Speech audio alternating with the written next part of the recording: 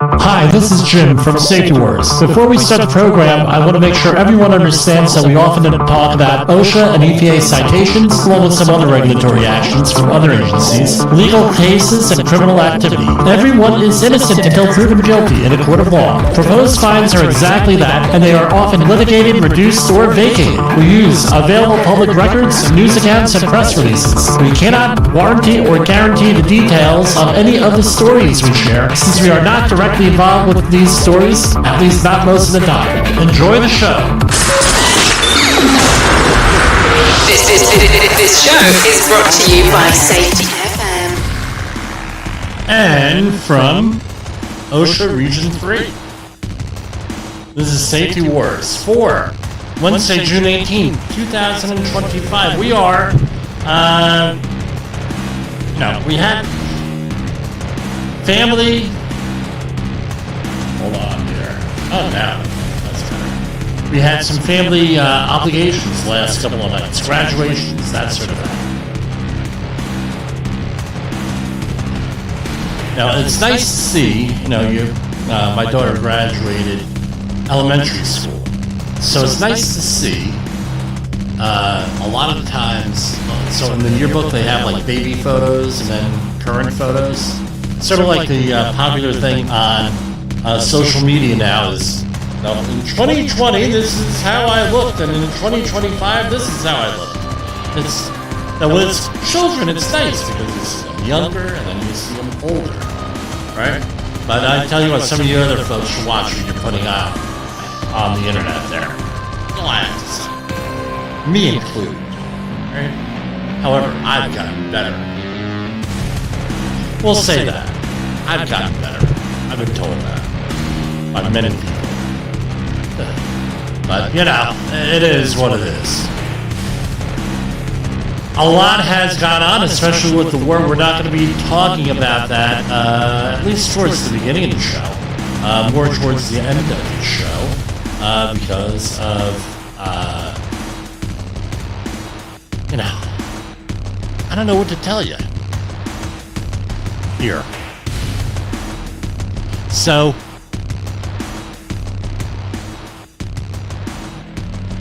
I guess I gotta say this. I advocate for the U.S. military. What it is. I'm a patriot. I advocate for whatever their mission is. And I'm here to support it in any way I can. That being said, I'm not in control of American foreign policy. I don't have enough information to be in control of or to make an expert comment on that. All that I wish for and pray for is a speedy end to any conflict out there. And I'm going to tell everybody, please pray for peace with that. And if that's controversial, you disagree with it, well, then you disagree with it. That being said, what can we do as Americans, as Europeans, as Israelis? I know we do have listeners in Israel. Hopefully you're paying more attention to what's going on around here than you are to a podcast from some guy in OSHA Region 3. So that's all I'll say on that. What can we do? One, support the troops, number one. Number two would be to make sure that you're prepared. Probably, so we talk about disaster preparedness every September here on Safety Wars. We've been doing that ever since even before there was a Safety Wars. We've been doing that, talking about it, sending out emails, talking about it. But we're all out there. It'd probably be a good time to update your emergency planning for your household, for your business, for your community, your group of friends, which is what we recommend is, groups of friends and your neighbors, things that prepare for whatever disasters are out there. The government, to my knowledge, still has not updated their policy where the worst case scenario they know from a nuclear terrorist attack is 3 10-kiloton devices in 3 different cities on the same day, or at least in a short period of time. Government has not updated those preparation things, right? Their policy, whatever you want to call it. But since we can't control what they do in Washington or in Tel Aviv or in Tehran or anywhere like that, or in Europe, Ukraine, Moscow, since we can't control it, we can control what we do, how we prepare for disasters, how we prepare for emergencies. So I'm going to suggest you go out there and prepare. What do we do? Basic things. Be prepared if you can. And again, for a lot of people, this is not realistic, and they're not able to do this. 3 days of food and water per person. That would be a start. Getting your paperwork together. Don't forget that paperwork. Getting medicines, getting a disaster kit. It's all in there. You can look back. The nation of Finland recommended that, and we had a lot of activity here on Safety Wars, those September programs that we have and everything else. So I got to stop hitting the table because the camera's jumping up and down. And that's what I'm going to recommend you do with that. That being said, let's go to our first commercial break, and we're going to go and do what we need to do. Safety Wars is streaming now. SafetyFM.com. Have you listened or watched the Safety War show?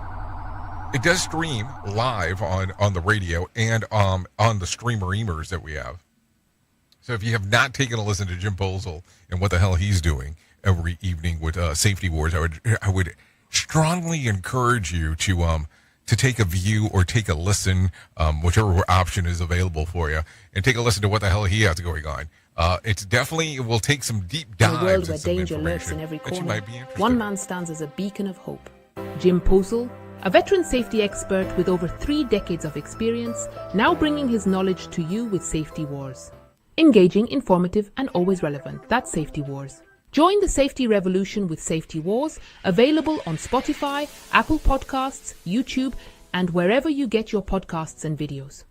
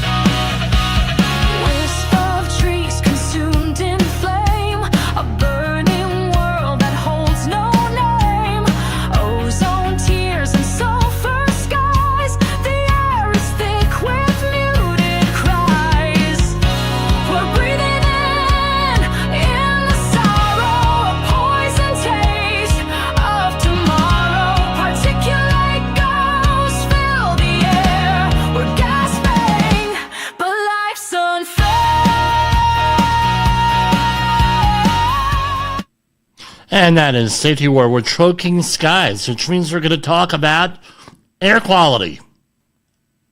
So we've been talking for the last couple of weeks on the Canadian wildfires. So we have a current map here. Let me...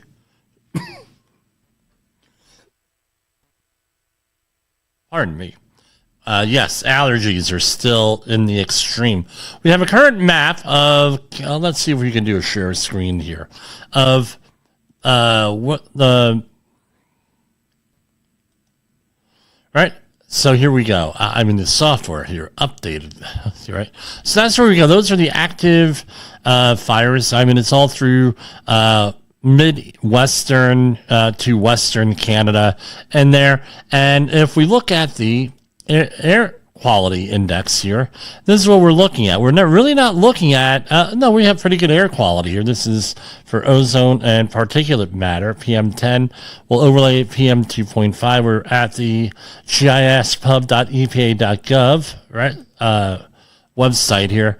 So we just have the regular ozone, primarily ozone and PM10, right? Particulate matter 10 microns across there. So we're doing pretty good. So what's my moral of the story? The moral of the story is that we're looking pretty good on air quality here. And whatever fires are there now are not really impacting us. That's all good news on that.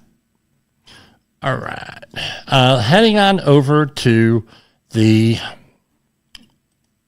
Department of Labor press releases here.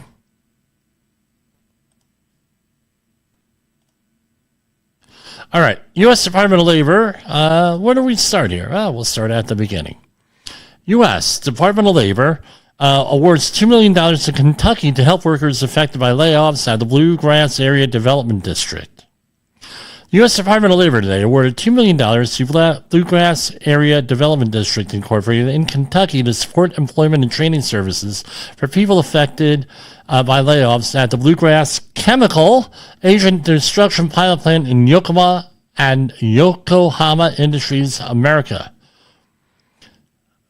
In March 2025, Bluegrass Chemical Agent Destruction Pilot Plant layoffs began and are expected to continue into 2026. The total number of individuals impacted is estimated to be 1,500. In addition, Yokohama announced a closure that will impact 250 workers and begin at the end of May 2025. That's already started. They just released this today, the 18th. So a couple of weeks behind. All right, layoffs at suppliers and other local businesses are also anticipated because of these closures. Administrated by the Employment and Training Administration, this National Dislocator Work Grant will allow the Bluegrass Area Development District, one of 15 development districts in Kentucky, to provide training and skills development and services for dislocated workers. Seeking assistance in Anderson, Bourbon, Boyle, Clark, Eastville, Fayette, Franklin, Garrett, Harrison, Jessamine, Lincoln, Madison, Mercer, Nicholas, Powell, and going on and on and on counties. Now, let's see here. You know, you hear these obscure government agencies here, so this is probably one we're going to bookmark here. Now, I'm reading this, and again, none of this is planned. I'll pull up some stories, but I try to give you my first reaction here. Now,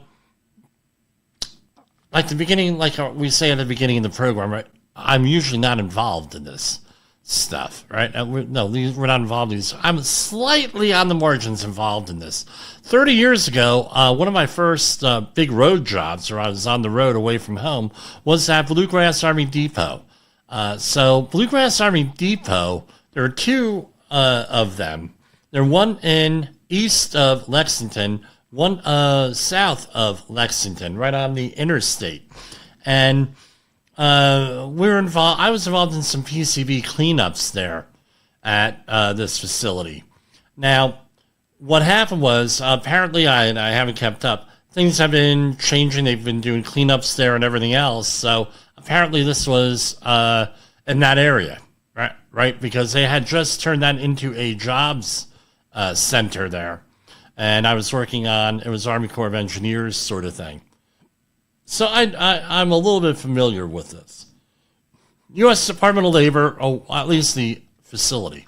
The U.S. Department of Labor awards $1 million in disaster relief jobs. Let's see what the hell that is. This was today. The U.S. Department of Labor today awarded $1 million in grant funding to support disaster relief jobs and employment and training services in Kentucky for Kentucky residents suffering from the aftermath of severe storms. And beginning on Valentine's Day this year through March 7th, a severe weather system generated heavy torrential rain, flash flooding, and landslides that damaged public infrastructure, utility distribution systems, and private property in Kentucky. This followed severe weather and multiple disasters in the state that led to widespread destruction and numerous fatalities in 2024 and 2025 that impeded recovery efforts. The concurrent disaster events led to significant economic losses and challenges in rebuilding and recovery efforts, and the state is assessing the full impact of the affected areas. FEMA issued a major disaster declaration enabling Kentucky to request federal assistance for recovery efforts in the 67 counties, and I'm not going to read them all. It goes on and on and on. The Disaster Recovery Nationally Dislocated Work Grant allows the Kentucky Office of Employment and Training to provide residents with temporary jobs focused on cleanup and recovery efforts, as well as offer employment and training services to eligible participants in affected communities. And it goes on and on and on. So that's good. Today, the Unemployment Insurance Weekly news release, right? And the week ending June 14th. And I think they released this a couple of days early because it's normally done on Thursday and Friday, I believe. Or at least it may be published, but then it's embargoed, right? Whatever. In the week ending June 14th, the advanced figure for seasonally adjusted initial claims is 245,000, a decrease of 5,000 from previous week's revised level. The previous week's total was revised up by 2,000 from 248 to 250,000. The 4-week moving average was 245,500, an increase of 4750 from the previous week revised average. This is the highest level for this average since August 19, 2023, when it was 246,000. The previous week's average was revised upward by 500 and going on and on. The advanced seasonally adjusted uninsured unemployment rate was 1.3% for the week ending June 7th, unchanged from the previous week. So you can see, I mean, they release these, but they're pretty much hold steady for the most part. Right? And then they go up, they go down, they go up, they go down, they go up, they go down with that. So, anyway, they release it, so I mention it. Now, here is the next one. This is from last week, or actually the 16th, which was this week. This is from Twin Falls, Idaho. U.S. Department of Labor has reached an agreement with a South Central Idaho grocery store requiring the employer to pay $250,833 in civil money penalties, $5,078 in back wages, and damages, and take steps to ensure future compliance with federal child labor laws after investigators found child labor and wage violations at numerous locations. Settlement follows an investigation by the department's Wage and Hour Division that determined Swenson's Magic Markets violated federal child labor laws. And again, everyone's innocent until proven guilty. I don't know what they're going to do here. By allowing 6 minor-age workers to work in hazardous duties such as cleaning meat slicers, meat tenderizers and grinders, loading trash compactors, and operating a rotisserie. Swenson's Magic Market also required youth to work outside of legally allowed hours and employed a 13-year-old child, which is under the legal age of employment in non-agricultural jobs. Early work experience, and this is from Wage and Hour Division District Director Catherine Wallum, early work experience should not come at the expense of a child's well-being and educational opportunities. Federal law protects young workers from dangers involved in the operation and maintenance of commercial-grade equipment and ensures they are not working late hours on school nights. Employers who are unclear about child labor laws should contact the U.S. Department of Labor to get their questions answered. In addition to the child labor violations, the division found that Swenson's Magic Markers failed to combine all work hours from various locations, resulting in overtime violations for 3 workers who did not receive additional half time pay hours for hours worked over 40 in a work week. The division recovered $2,539 in back wages and an equal amount in damages for those workers. Employers must abide by child labor laws and regulations, added Wallum. Employers, parents, and school personnel should visit youthrules.gov website to learn how to protect young workers. And we'll talk about that right now here. So I'm clicking on the link for federal child labor laws. And let me point out is that you can be in violation of child labor laws, right, on the federal level, but there are also state laws that go along with this. So here we have find out what jobs and tasks are off limits for anyone under 18 years of age. So this is right off of the website here, dol.gov. Now, let me point out some things here.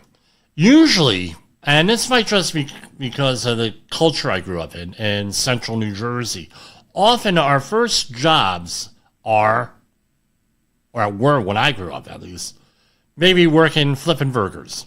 So you're working at a restaurant, you're working at a fast food restaurant, you're working at a diner, you're working as a bus boy or girl, you're working at something like that around food. So often what people do is they go on, and back in the day, this information was not readily available. And it should have been available to everybody. That's my pet peeve here. So they would go over here to meat processing and slicing. And you would hear, you're not allowed to, kids under 18 cannot operate power-driven meat processing machines such as meat slicers, saws, and meat choppers, wherever used, including restaurants and delicatessens. Kids under 18 cannot clean such equipment, including the hand washing of the disassembled machine parts. And kids under 18 cannot operate this machinery on items other than meat, such as cheese and vegetables. So if you have the old submarine or hoagies, you put the lettuce in there and you shred it. And then you had the tomatoes, assuming that they were firm, you could put it in there, or onions, right, for your subs in the deli.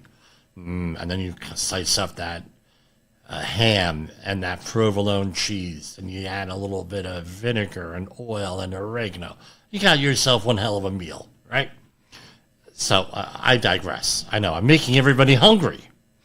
I mean, there was one Italian deli up in Ulster County, New York. I mean, you walk in there, and it's like you're bombarded. The olfactory senses. Even if you're recovering from COVID, you're going to be bombarded with Italian meat, and they smoke everything there. I mean, it's delicious. They don't smoke like in marijuana or a cigarette, but, they smoke the meat. So, it's bombarded. Again, I'm hungry here. Kids under 18 cannot do most jobs in meat and poultry slaughtering, process, rendering, or packing establishments, right?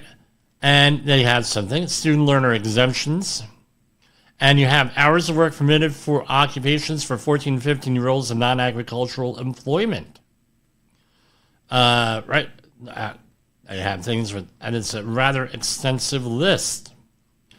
So if you are employing or you are a parent or a guardian of a child, or I hope some children are listening to this, I'm hoping that we're inspiring people to work safely and to advocate for themselves here.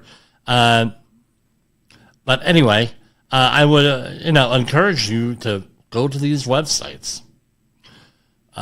First start here, right? So minimum age standards for employment, the FLSA, Fair Labor Standards Act, and Child Labor Regulations establish both hours, right? So once a youth reaches 18 years of age, he or she is no longer subject to child labor law, right? And here they have a lot of the same stuff here. The restrictions, it gets a little bit in there. So here you go. Kids under 18 cannot operate or help on power-driven circular saws, bandsaws, guillotine shears, chainsaws, reciprocating saws, wood chippers, or abrasive cutting discs. Now, this is where you get into construction, where in the construction arena, guess what? It's very difficult for that culture often to address the rules like this. And the rules have been around since the 30s. Why? Because people ignored the rules for so many years.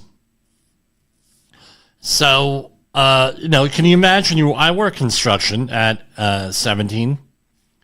Hey, Jimmy, get away from that reciprocating saw, that chainsaw. That's not going to happen.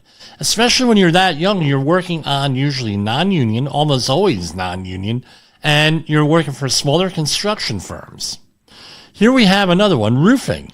Kids under 18 cannot do most jobs in roofing operations, including work performed on the ground and removal of the old roof and all work on or about the roof. Kids under 18 cannot operate power-driven, right? So the woodworking machinery. Again, chainsaws, nailing machines, sanders, driving. Kids under 18 generally cannot drive motor vehicles or work outside the vehicle as a driver's helper to assist with tasks such as loading, unloading, or securing cargo. So if you have what is commonly called a lumper or a selector, right? And let's say that you had, and this happened all the time when I was growing up, where we had people who, we had, so you have an uncle, a older brother, maybe a parent that worked in the trucking industry. So you have issues with childcare. I mean, with some kids. Again, most kids could be left alone during the day, 16, 17 years old. But sometimes, hey, you're going to get into trouble. I tell you what, why don't you come along with dad or even with mom to work, and I'll have you as a lumper on the truck. And everybody was okay with that back in the 80s, 70s and 80s, before that, when I grew up. And again, be a lumper. I'll show you how to do the job. And you're learning a valuable skill, which is how to load a truck. So you don't end up, now they wouldn't have known this 20 years ago, so you're not going to end up on YouTube, right? You're not going to end up on YouTube, at Home Depot loading your, Hyundai Sonata with 800 pounds of equipment and stuff. So you know how to do that. You can't do that, right? You can't, cannot work in that, right? To assist with tasks of loading, unloading, or securing cargo. Compactors and balers. Kids under 18, let me go back to here. Kids under 18 cannot operate, ride, or help use most power-driven hoisting apparatus, such as forklifts, non-automatic elevators, skid steers, and everything. So today I did some forklift training. I put that in there with that. So you're under federal labor laws, you're not allowed to operate basically anything at height. So compactors and balers, not allowed to do that. Right? Trash compactors, certain power-driven paper product machines. Explosives. Kids under 18 cannot work where explosives are manufactured or stored. Demolition. Kids cannot work do wrecking, demolition, and shipbreaking operations. Mining. Kids under 18 cannot do most jobs in mining at coal mines, metal mines, quarries, anything like that. Logging and forestry. Kids under 18 cannot do most jobs in forest fighting fires, forest fire prevention that entails extinguishing an actual fire, timber tract management, forestry services, logging, and sawmill. Not allowed to work with radioactive material. Not allowed to work with power-driven bakery machines. Brick and tire. Kids under 18 cannot do most jobs in the manufacture of brick, tile, or similar products. And kids under 18 cannot operate power-driven metalworking machines, including forming, punching, and shearing machines. Now we get into, especially with carpentry and with this here. I'll revisit that. Brick and tile. You can't do anything with the manufacture of brick, tile, or similar products. and children cannot do trenching and excavation work. So here we have some exemptions right here. So you have some exemptions if you are a student learner. The regulations provide a limited exemption for 5, here you go, number 5, which is power-driven woodworking machines. 8 and 10, what are those? Power-driven metal forming, punching, and shearing machines. Power-driven meat processing machines, slaughtering and meat packing plants. 12 and 14 is balers, compactors, and power-driven circular saws, bandsaws, guillotine shears. And 16, roofing operations and trenching excavation operations. The regulations provide a limited exemption for all of the things I just mentioned for apprentices and student learners who are at least 16 years of age and enrolled in approved programs. I imagine that would be some type of a jobs program or a vocational technical type situation. So with that, right, an approved program, meaning that you can't have, you can't have just, hey, you're going with him today and do whatever, believe that used to happen. Used to happen all the time back in the day, right? And let's go on to something else.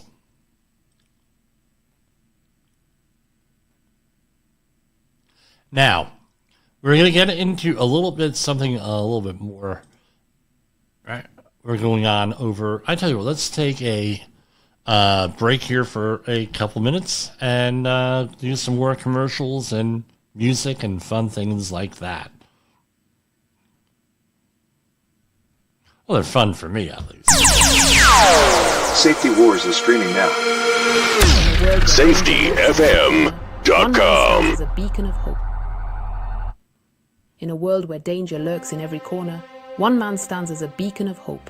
Jim Posel, a veteran safety expert with over 3 decades of experience, now bringing his knowledge to you with Safety Wars. Engaging, informative, and always relevant. That's Safety Wars. Join the safety revolution with Safety Wars, available on Spotify, Apple Podcasts, YouTube, and wherever you get your podcasts and videos. Is your safety training old, stale, and hackneyed? Is your safety trainer still preaching a warped version of behavior-based safety? How about safety training that actually addresses your hazards in your workplaces and is not standardized baloney from 25 years ago? Contact the Safety Wars team at safetywars.com or call Jim Posel at 845-269-5772. Remember, if you're receiving this message, you are the solution to unsafe workplaces.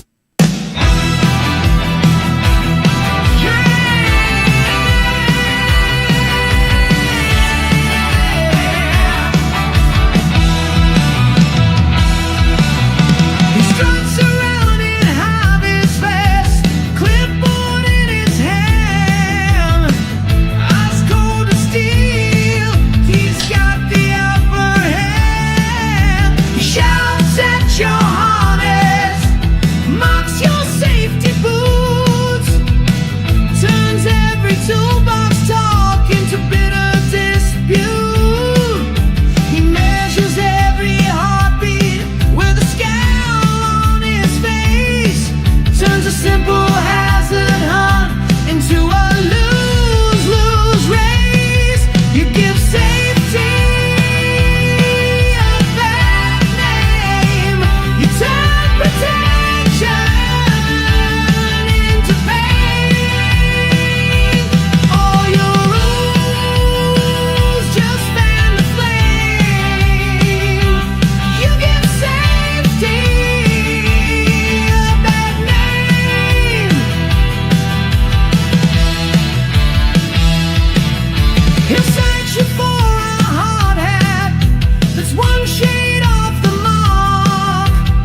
but never once showed you how to guard against a spark.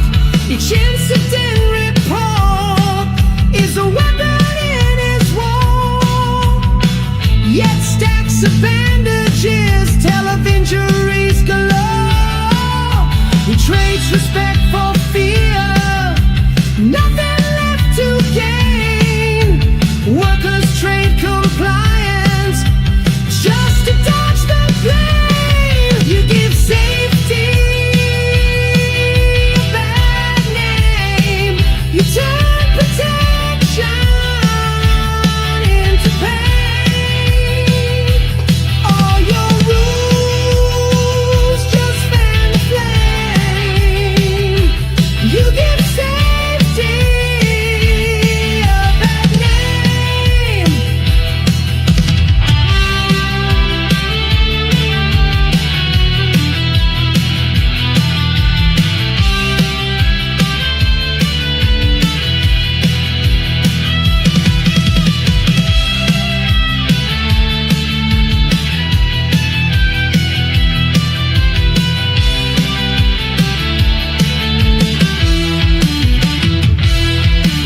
When the fire alarm rings, nobody trusts his call.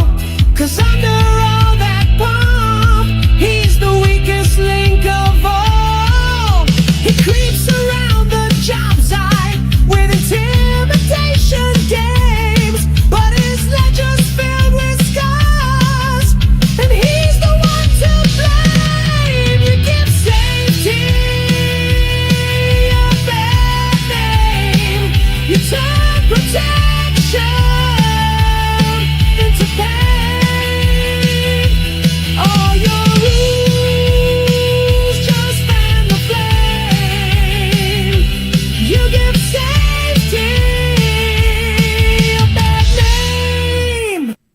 And that was Safety Warrior with You Give Safety a Bad Name. Yeah, we're going to release all, they keep telling me, Jim, you should release all this. Because some of them are, okay, yeah, it's AI music, but some of it's pretty good. We had this experience last week where, I think we've all, quote unquote, butt dialed people before, right? We accidentally dial numbers and stuff. With the phone, I did that when we had the old-fashioned analog phones with the flip phones. We had actual buttons. This happened to me a lot, but this happened with the AI program. It generated 3 songs that were hysterical.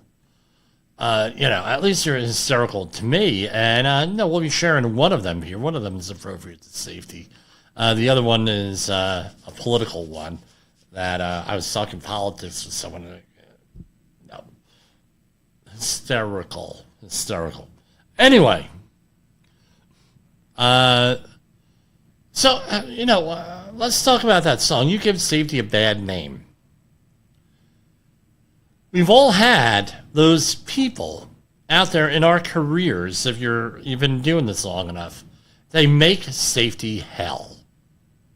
Well, Jim, what do you mean they make safety hell? You shouldn't be talking about safety professionals that way. Yeah, I know. They may actually make safety hell. Or you get, a lot of times, these oversight people have limited safety experience. They make things hell.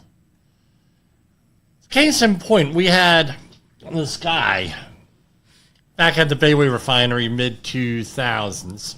Right, he was not an employee of the refinery. We were working on a project there. Some of the listeners who were there will remember this person. And some of them outlandish rules, especially in them days, before human and organizational performance. And high-performing organizations always said human and organizational performance. They didn't call it that, but no, all this stuff got organized here with this, thanks to most of the people on this network. And what ended up happening was you would come out with the command and control because it's simple. You must wear a hard hat. You must do this. You must do that. One of the rules that this contractor came up with, and it was for years, on multiple different multiple different projects, was anytime you left the ground, you had to wear a harness and a lanyard. Now let's remember, this is in the mid-2000s. All that companies really knew about, including safety professional, I was one of them, guilty as charged, was there was no training. Again, they did not train safety people because then all of a sudden you know something and now you have to enforce some kind of rule. It's like, well, stick with the plan, hard hat and safety glasses. So what ended up happening was you get these outlandish rules. And, they use the hierarchy of controls. You all know that PPE is like the least reliable means of preventing anything. It's, you got to work through elimination, substitution, engineering, and administrative controls before you get to PPE. So they came up with a rule, and we know the second to last thing worse than PPE is administrative controls, meaning rules. Change the way the worker works. Good luck on that. So they came up with this rule. Anytime you leave the ground, you have to wear a harness and a lanyard. So, that means anytime that you go on a stepladder 1 foot, right, one rung on the step, well, where are you going to tie to? Oh, that's not important that you tie to anything, but you got to have the harness and lanyard on. Just in case. We got to instill it in you. And they ended up instilling only hatred towards the safety person. Because no manager would enforce that because they don't want to piss off the workforce. So they hired a safety professional to piss off the workforce. And I mean, I'm like, how this came about, I don't know. They had, we have to show that we are serious about enforcing safety rules. And how do we show that we're serious? By making up rules and firing people. And if there are more key people that we fire, we have a bigger commitment to safety. That's how it was managed. A lot of companies still manage them that way. And if you're on a federal project, a lot of times this is the way the old timers that manage the projects who never got a promotion, who are angry old men, usually, this is how they manage the project. But, but anyway, you go there and it's a living hell. And that's why eventually everybody hates safety and hates people making up safety rules. And that's how you end up with 1.2 million people dead from COVID. Because nobody wants to listen. Because this is what and the managers, including our Department of Transportation secretary, current one, they come up with, all these convoluted safety management things from 30 years ago, 40 years ago, that everyone knows doesn't work. I digress. I guess this qualifies as a rant, which I haven't had lately. So you end up they end up with all these rules, and so it's like I'm on a catwalk over a couple of process pipes. And we are approximately 3.5 feet off the ground. The catwalk has a top rail, a mid rail, a toe board, no openings on the deck. It's fully intact. Well, you got to wear a harness and lanyard on that. Well, I'm just walking from here to here. Well, you got to wear a harness and lanyard. You're off the ground. Really? So what do you think happened? We got through this job. Eventually, I left the job because this guy was just too much. And the whole way that they were managing things, they're just, with that. And by the way, when I went back to work at the Bayway Refinery, they were still recovering from what this company did. And this company that managed this, to Bayway's credit, never, ever went back and was never invited back, to my knowledge, on this because of the way that they managed this. Was like, I was there. It took 10 years for the safety culture to recover from this one guy. It was actually him and his boss and his management. So more than one guy, but mainly him. And through no fault of his own, he was new.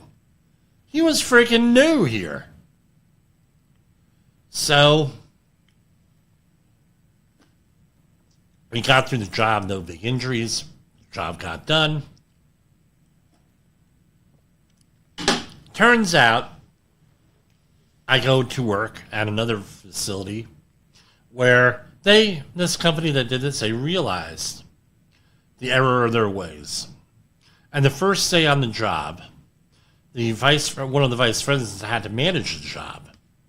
And he said, and they had an open office. And he says, if I hear any of the baloney that you pulled here at that other facility, the people were there, you're fired on the spot. Right? Safety-wise, you're fired right on the spot.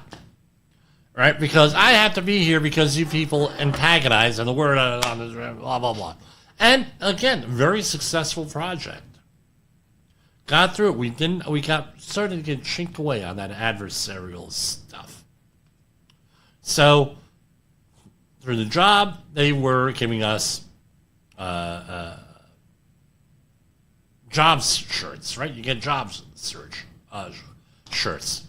They were not as nice as the SAFETYWARS jersey that I'm wearing, but they're pretty nice. And they had the company name on there, and they had a company a project mascot and everything else. So we ended up going to, after that job, and this is like 3 years later, we end up going to Ohio.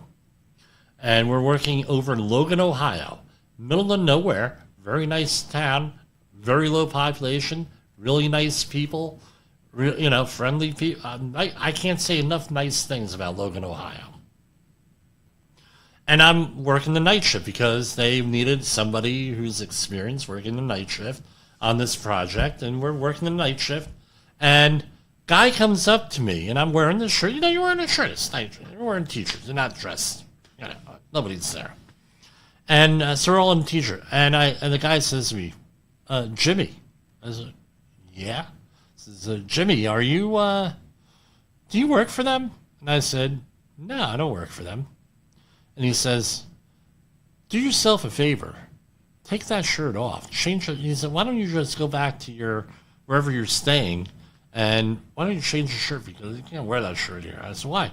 Well, we work with so-and-so, blah, blah, blah, from such and such a company, and he got us all fired over stupid rules like you got to wear a harness and a lanyard every time you leave the ground, and blah, blah, blah. And these guys have PTSD. He says they're like shaking. They're like, it was such a bad experience working with. And I said, really? And I talked directly, dude. And they mentioned every name on that job from the management group that I had to deal with. Every name on them. They said, if we ever see those MFs, they didn't say MF, anywhere, we're killing them. We're going to beat the living blah, blah, blah out of them if we ever see them again outside of work. So, again, was that really worth it? Ruin your reputation in safety, make safety difficult for everybody out there? No, I don't think so. And we're going to, with that, we're going to cut away, and we're going to come back later on. The live program is starting in a few minutes, and we will talk to you in a couple of minutes. So we'll see you there. This was pre-recorded.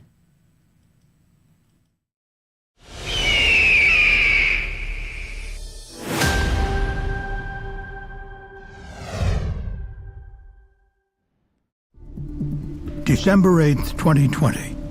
The Optima Bell Chemical Facility in Bell, West Virginia. One employee was killed and 2 others were evaluated for respiratory irritation when a pressure vessel exploded, causing a fire and toxic chemical release. Our report identifies several factors that led to this tragedy. In particular, we have found that gaps in existing regulations do not adequately protect against hazards presented by reactive chemicals. This long-standing safety gap must be addressed.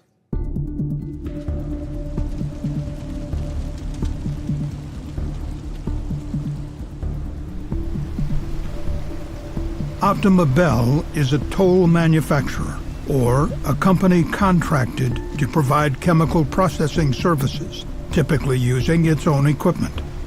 On the day of the incident, Optima Bell was working on behalf of Clearon Corporation to conduct a batch tolling operation. The tolling operation involved Optima Bell dehydrating a chemical called CDB56.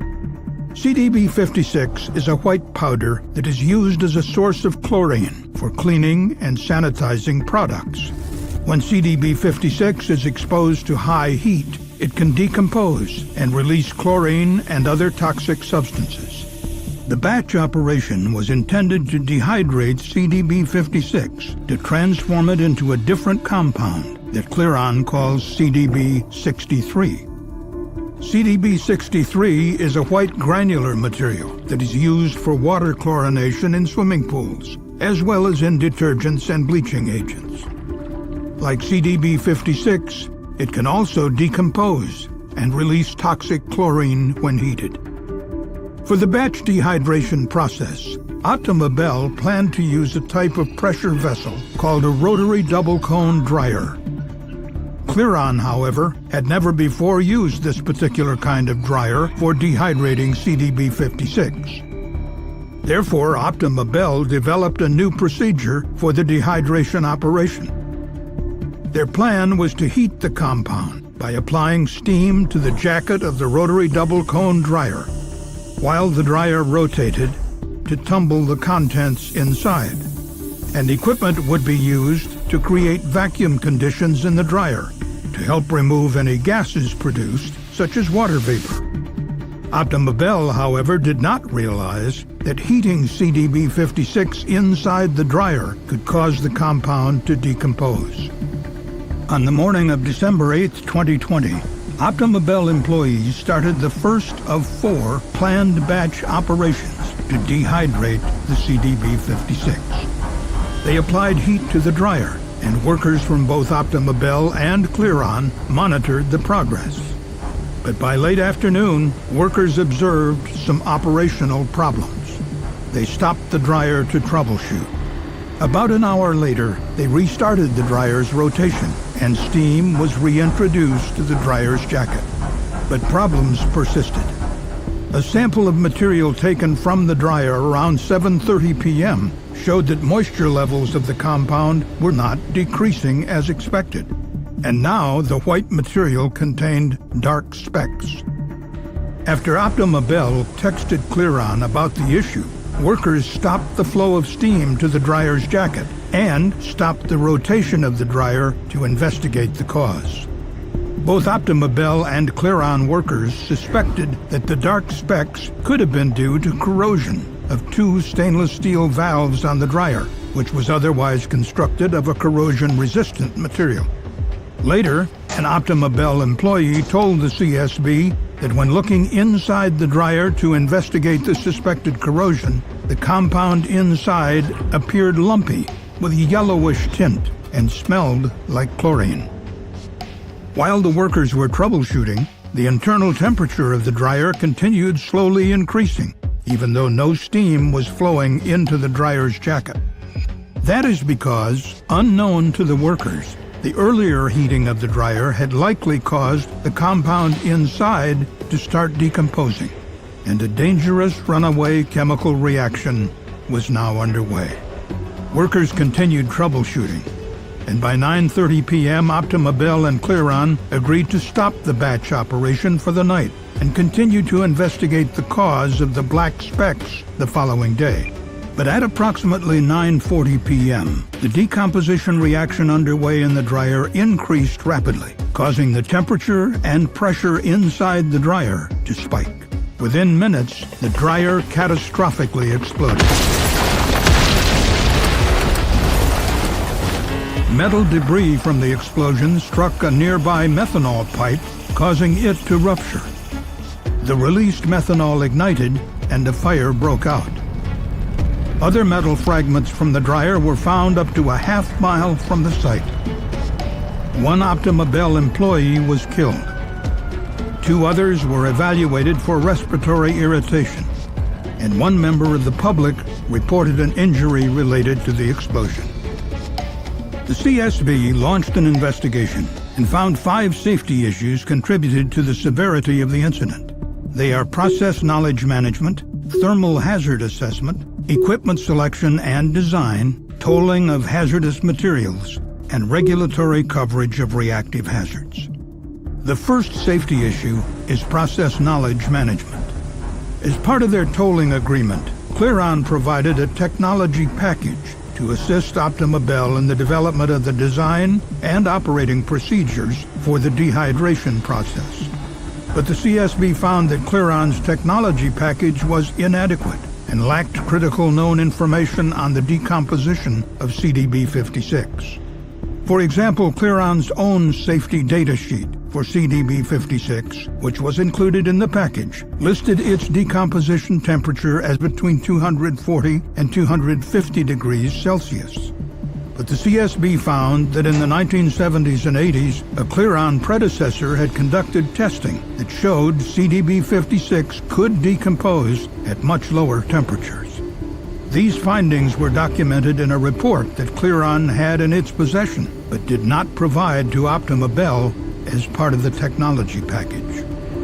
And post-incident testing of the material confirmed that CDB56 could begin a runaway decomposition at just 81 degrees Celsius.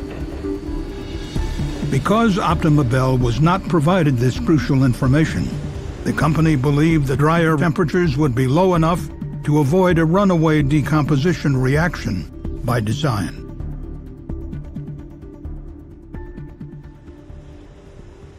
Accurate process and product knowledge is essential for the safe operation of chemical processes. There can be little expectation of safety if the companies operating a process don't fully understand the chemicals and their associated hazards. Our investigation found that Optima Bell lacked crucial information on the decomposition of CDB56. Accordingly, we found gaps in the ways that Clearon maintained and managed its key process knowledge, particularly in the way that it managed that knowledge with respect to its toller, Optima Bell. As a result, the CSB made a recommendation to Clearon to develop and implement a comprehensive process knowledge management program, or evaluate and revise existing process safety management procedures to ensure consistency with industry guidance publications. And the agency recommended that Clearon update its CDB56 safety data sheet to more accurately represent the known hazards of the compound. The second safety issue involved in the incident is thermal hazard assessment. The CSB found that both Optima Bell and Clearon failed to effectively assess the hazards of CDB56 and the batch operation. For example, both companies failed to identify the temperature at which the material could decompose, failed to conduct adequate literature searches for public or internal safety data, and failed to use readily available reactive hazard screening methods to assess the reactivity of the material. Had Clearon or Optima Bell performed a thorough thermal hazard assessment, the parties could have understood the hazards of the dehydration operation, and the explosion could have been prevented. There are many publicly available tools that companies can use to screen new or existing chemicals for reactivity hazards. Some of them are simple screening tools that can be used to quickly determine if further research is required. Others, like differential scanning or accelerating rate calorimetry, provide detailed, quantitative lab results that can be used to design a safe process. Using these thermal and reactive hazard assessment tools and developing processes accordingly can prevent tragic accidents like the Optima Bell explosion. In its report, the CSB recommended that Optima Bell develop and implement a written thermal and reactive hazards evaluation and management program. The third safety issue that contributed to the incident at Optima Bell is equipment selection and process design. Optima Bell used existing production equipment for the batch tolling operation, but the CSB learned the equipment was not designed, sized, or re-engineered for the process. As a result, the dryer was unable to quickly cool the contents if they became overheated, nor was it able to relieve the pressure generated during a decomposition. And on the day of the incident, Clearon and Optima Bell essentially conducted an experiment on a new method to dehydrate CDB56 at full production scale. This was done without first experimenting at a laboratory or on a smaller scale, which could have alerted the company of hazards and led to changes in the process. Instead, the end result of this decision was a catastrophic explosion. We found that Optimabel's pressure relief system for the dryer was not designed or evaluated to relieve the pressure produced by the decomposition of CDB56. When using existing equipment for a new process, companies need to ensure that the equipment design is appropriate for the proposed new process. Had pilot or lab scale studies been conducted, Optimabel and Clearon likely would have gained additional data on CDB56 and improved process knowledge. This might have led to changes in the equipment or process design, potentially preventing the explosion. The fourth safety issue found by the CSB is the tolling of hazardous materials. Companies often augment in-house production by outsourcing chemical processes and other operations. These agreements are called tolling contracts. Clearon established a tolling contract with Richmond Chemical, a tolling broker, who in turn contracted with Optimabel. The Center for Chemical Process Safety, an industry organization, provides guidance for safe and effective tolling arrangements. But the CSB found that neither Clearon nor Optimabel adequately followed that guidance. Their deficiencies included inadequate exchange of process knowledge between the tolling parties, inadequate mutual involvement in the process hazard analysis, inadequate understanding, characterization, and analysis of the hazards of CDB56 and the dehydration operation, and no evaluation of the technology change from the type of dryer typically used for the process to the rotary dryer available at Optimabel. Outsourcing the production of a hazardous material does not outsource the responsibility for process safety. Effective process safety and the prevention of a catastrophic incident are responsibilities that should be shared by all parties involved in a tolling operation. As a result, the CSB recommended that both Optimabel and Clearon develop and implement a written program for tolling process design and equipment selection using available industry guidance.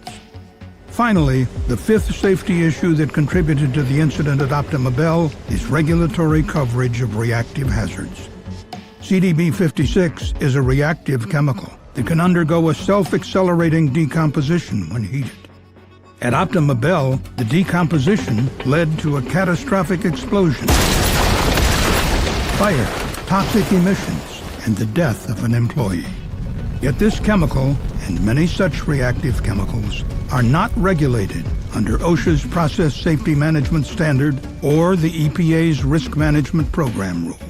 Had CDB56 been covered under those regulations, Optimabel would have been required to implement risk mitigation and management systems that could have prevented this incident. The CSB has a long history of investigating reactive chemical incidents, including producing a 2002 study in which the CSB called on OSHA and the EPA to expand their standards to address reactive chemicals and their hazards. To date, however, neither agency has acted on our recommendations. Therefore, in its final report, the CSB reissued its 2002 recommendation to OSHA to amend the Process Safety Management Standard to achieve more comprehensive control of reactive hazards that could have catastrophic consequences. And the agency reiterated its 2002 recommendation to the EPA to revise the accidental release prevention requirements to explicitly cover catastrophic reactive hazards that have the potential to seriously impact the public, including those resulting from self-reactive chemicals and combinations of chemicals and process-specific conditions. The CSB believes OSHA and the EPA must strengthen their regulations on reactive chemicals. Regulations addressing reactive hazards will help keep similar incidents from occurring, prevent injuries, deaths, and protect those who live in nearby communities. The time is now for those agencies to act. Thank you for watching this CSB safety video. For more information, please visit csb.gov.